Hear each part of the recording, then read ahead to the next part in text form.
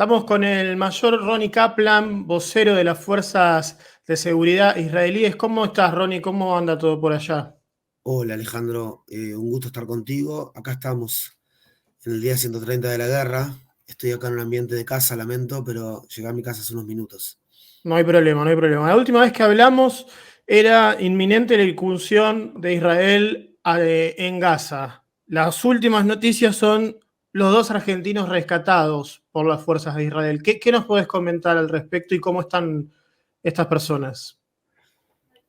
La realidad, Alejandro, es que el día de ayer, sí, a la 1:49 de la mañana, AM, las fuerzas especiales israelíes irrumpieron en un edificio en el piso 2, en un apartamento en el centro, realmente en la mitad de la ciudad de Rafa, una ciudad del sur de la Franja de Gaza. Fue una operación que fue compleja, una operación de rescate bajo fuego, en el corazón, como te digo, de esta ciudad, basada tanto en información de inteligencia de precisión como en nuestras distintas fuerzas que estuvieron allí operando, la Fuerza de Defensa de Israel, la Agencia de Seguridad israelí y también la Unidad de Contraterrorismo de la Policía de Israel. Una operación compleja, como te digo, que demoró, digamos, porque nuestras fuerzas fueron atacadas en ese momento por parte de terroristas que estaban en edificios aledaños y al mismo tiempo también nosotros alcanzamos posiciones de otros edificios aledaños donde sabíamos que habían terroristas, así que fue una batalla realmente dura en ese momento. ¿Y cómo están las personas hoy? Si tenés novedades de ellas. La realidad es que tanto Luis Ar, de 70 años, como Fernando Marman, de 60 años, están realmente bien, o sea, están en una situación bastante, o sea, una situación de salud buena en este momento.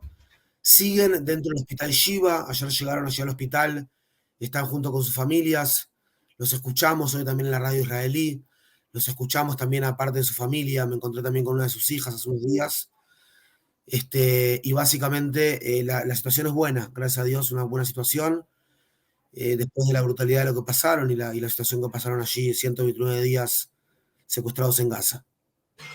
Hubo un título que en realidad salió en varios medios a lo largo del mundo latino, te diría, pero bueno, acá llegó a uno de los portales más importantes. Ahora entiendo que lo bajaron, pero que decía, habrían muerto 67 palestinos para liberar a dos rehenes argentinos. ¿Qué puedes decir de esto como para que se comprenda un poquito qué es lo que está sucediendo? Porque hay mucha desinformación también. Sí, gracias por la pregunta, Alejandro. Mirá, la realidad es que nosotros preferimos ni siquiera, o sea, esta es una guerra que impuso Hamás y Hamás es quien decide dónde tienen los rehenes, que los va moviendo de un lugar para otro. Y fue ese Hamás el que decidió tener a esos rehenes, en este caso de nacionalidad argentina e israelí, en el corazón de una ciudad, ¿verdad? En el corazón de una ciudad como la ciudad de Rafa. Y al fin y al cabo, el Hamas es quien impuso esta guerra y que en los últimos 16 años se mimetizó, diría yo, que se incrustó dentro de la población civil y esa es la forma en la que lucha. Dice de forma abierta que quiere cometer una y otra vez masacres como la del 7 de octubre y que tiene suficiente niños y mujeres como escudos humanos en la franja de Gaza. En ese sentido, primero hay que tener en cuenta cuántas de esa gente que fue neutralizada el día de ayer son terroristas. Es un número que yo no tengo, pero estoy seguro que, o sea, se habla de más de 20, más de 30, entre 20 y 30 son terroristas que fueron neutralizados allí. En segunda instancia, hay que tener en cuenta que, como te digo, el Hamas es quien nos lleva a luchar en ese lugar y no otro. Si Hamas en este momento devolviese a 134 rehenes y dejase las armas, esta guerra se termina. Pero, de alguna manera, a los que nos importan las vidas humanas en el Clarín, en Israel, en Argentina, básicamente lo vemos de esta manera. Pero el grupo terrorista que lucha como lucha, hace uso de esa sensibilidad que tenemos nosotros como hijos de Occidente o qué sé yo, del Río de la Plata, y básicamente lo entendemos de este lugar y no lo entendemos del lugar de cómo jamás ve las cosas, ¿verdad? Nosotros entendemos que, es decir, nuestro objetivo acá es desmantelar jamás devolver los rehenes, todo de acuerdo al derecho internacional humanitario, que es que cada objetivo tiene que tener una necesidad militar, una proporcionalidad y, por otro lado, una distinción entre civiles no involucrados en el conflicto y terroristas involucrados en el conflicto. Eso lo hacemos de la mejor manera en el state of the art o de la forma más profesional que lo puede hacer un ejército en el año 2024, luchando la guerra urbana más compleja que hemos asistido en la historia de la humanidad. Claro, porque a final de cuentas, digamos, no deja de ser una guerra urbana y algo que yo siempre trato de comunicar o tratar de explicar que se confunde mucho es que es una guerra frente al terrorismo, no frente a Palestina. Totalmente, Alejandro. Esta no es una guerra contra el pueblo en Gaza. Obviamente no es una guerra contra el Islam bajo ningún concepto. Esta es una guerra contra el grupo terrorista Hamas, en cuya Carta Magna dice que quieren destruir Israel. Y nosotros, como Fuerza de Defensa de Israel, hacemos todo lo que está dentro de nuestras posibilidades para mitigar el daño a los civiles. ¿Qué significa? Significa, en los casos que es posible, en este caso obviamente es imposible porque quieres liberar rehenes y en ese caso estás poniendo en riesgo la vida de tus propios ciudadanos, ¿verdad? Pero significa, en todos los casos que es posible, avisar antes que vamos a alcanzar una posición, antes que vamos a operar en un lugar, para que la gente salga de esa zona de combate, para que la gente salga de esa zona de peligro. Israel ha pasado a la Franja de Gaza más de 240.000 toneladas de agua, de comida, de insumos médicos y de otro tipo de ayudas humanitarias allí. Es verdad que una parte se la roba Hamas, pero básicamente ahí vemos también la simetría de este conflicto y vemos que Hamas no le interesa su propia población civil. Se ha permitido también el ingreso de hospitales de campaña al norte de la Franja de Gaza y cada una de las municiones y la hora de la operación se analiza y se decide de acuerdo a la mínima cantidad de daños colaterales que se puedan llegar a generar en este tipo de casos. Nosotros estamos comprometidos a hacer el mínimo uso de la fuerza posible para poder conseguir nuestros objetivos en la guerra. Desmantelar Hamas, devolver rehenes y también tener seguridad en nuestras fronteras, Alejandro. No nos olvidemos que Israel está siendo en este momento atacada en 7 fronteras distintas, si bien estamos concentrados en la Franja de Gaza. Te hago las últimas dos y esa era la siguiente pregunta. También tienen combates con el Hezbollah. Hay problemas que, si bien entiendo, no son directamente relacionados con Israel, con los rebeldes hutíes. ¿Cuáles son los focos de conflicto que tienen Israel directa e indirectamente en este momento? Hezbollah es sin lugar a dudas el más importante después del Hamas en la Franja de Gaza y puede llegar a ser más importante que el Hamas porque Hezbollah es más fuerte que el Hamas. Tienen conexiones entre ellos, perdón que te corte. ¿Están tan organizados entre ellos? Definitivamente, son un eje de agentes de Irán que básicamente intentan atacar a Israel para distraerlo en realidad de la actividad, o sea, de la guerra en Gaza.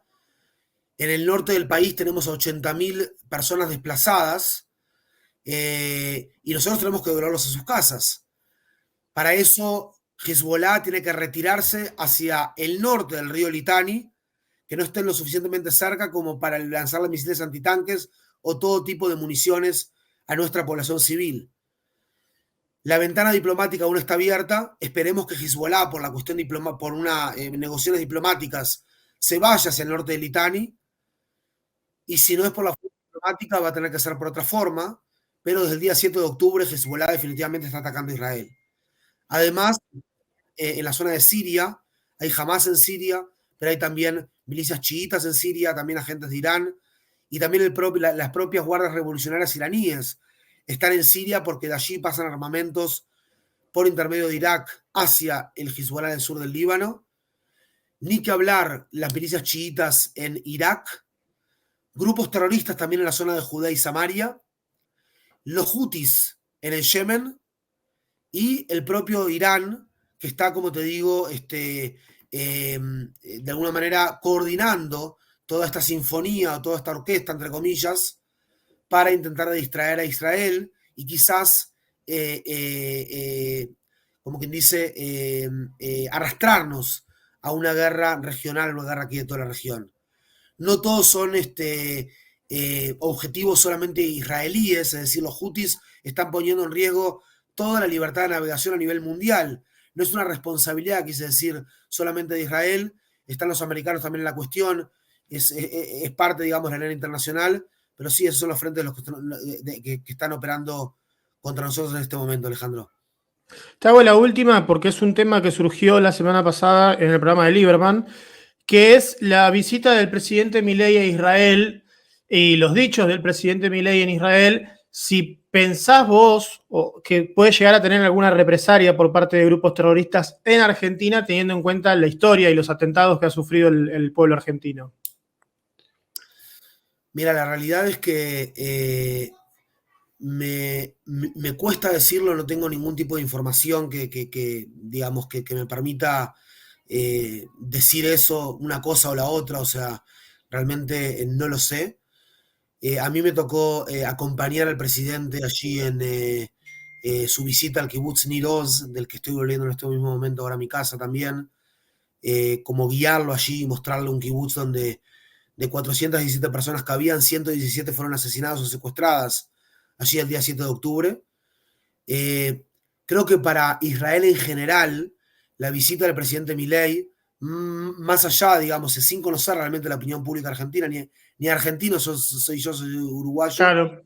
pero para Israel en general te puedo decir que fue la primera visita de un presidente latinoamericano a los kibutzim y a todos los sitios donde fuimos atacados. El apoyo fue muy concreto y muy claro, y en ese sentido se ganó el corazón prácticamente de todos los israelíes, porque el apoyo, como te digo, fue claro, definido. Las emociones también que expresaba el presidente en los distintos lugares, a mí me tocó verlo también, parecía ser algo muy genuino y muy auténtico, por lo menos en la forma que fue concebido por parte de la opinión pública israelí. Sí, y aparte, esto que vos decís, sin mostrar ambigüedades, ¿no? Porque quizás hay otros jefes de Estado que como que no se la juegan del todo o quieren quedar bien con todo el mundo para, no sé por qué, pero bueno. Ronnie, te agradezco muchísimo, Mayor, perdón, por tutearte. Le agradezco muchísimo estos minutos que se tomó para estar con nosotros. Ojalá que llegue la paz pronto, que se liberen los rehenes pronto y que no haya una escalada mayor.